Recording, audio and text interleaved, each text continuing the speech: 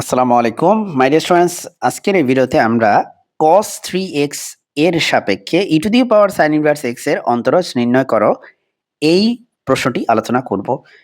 So calculus 1 এর আজকের এই ভিডিওতে তোমাদেরকে স্বাগতম। দেখো মাই ডিয়ার স্টুডেন্টস, x এর সাপেক্ষে কিন্তু বলে নাই, বলছে cos 3x এর সাপেক্ষে অন্তরীকরণ করতে। x এর সাপেক্ষে বললে হয়তো তুমি e to the power sin inverse x এর অন্তরীকরণ ইজিলি করতে পারতা, তাই না? তাহলে চলো লিখি dd cos x, sorry cos 3x, dd cos 3x, not cos x। আর উপরে হবে e টু দি পাওয়ার, উপরে হবে e to the power sin inverse x।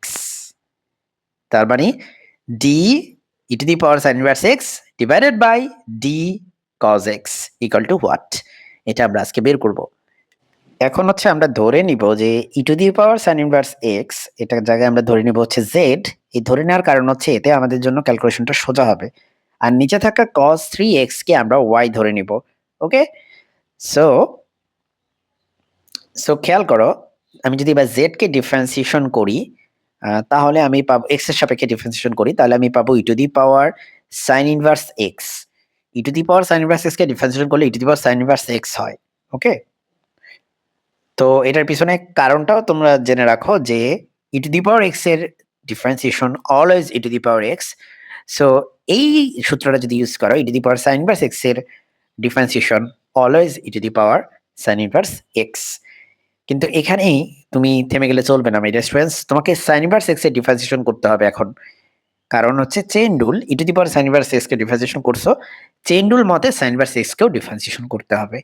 এবং sin ইনভার্স x কে ডিফারেন্সিয়েশন করলে হয় 1 divided by root over 1 minus x square. চলো 1 divided by root over 1 minus x square. এখন হচ্ছে আমরা y কে ডিফারেন্সিয়েশন করব x এর রেসপেক্টে। সেক্ষেত্রে আমরা পাবো হচ্ছে cos 3x এর জন্য পাবো মাইনাস sin 3x, আর 3x এর জন্য পাবো হচ্ছে 3। ওকে, 3x কে ডিফারেন্সিয়েশন করলে পাবো হচ্ছে 3 because of the chain rule. Obviously তুমি cos 3x কে ডিফারেন্সিয়েশন করার পরে তোমাকে 3x কেও ডিফারেন্সিয়েশন করতে হবে। সো 3x কে যদি তুমি ডিফারেন্সিয়েশন করো, তুমি একটা 3 পাবা, যেটা আমি সামনে লিখছি। ওকে মাই ডিয়ার স্টুডেন্টস, আশা করি এটুকু তোমরা বুঝতে পেরেছো যে x এর সাপেক্ষে z কে এবং x এর সাপেক্ষেই y কে তুমি ডিফারেন্সিয়েশন করবে। তো এবার দেখো d e to the power sin inverse x এর জায়গায় লেখা যায় z, আর cos 3x এর জায়গায় লেখা যায় y। সো আমরা এখন বের করব dz by dy। dz by dy কিন্তু আসলে আমাদের বের করতে হবে। So my dear student, dz by dy কে আমরা লিখতে পারি dz by dx divided by dy by dx।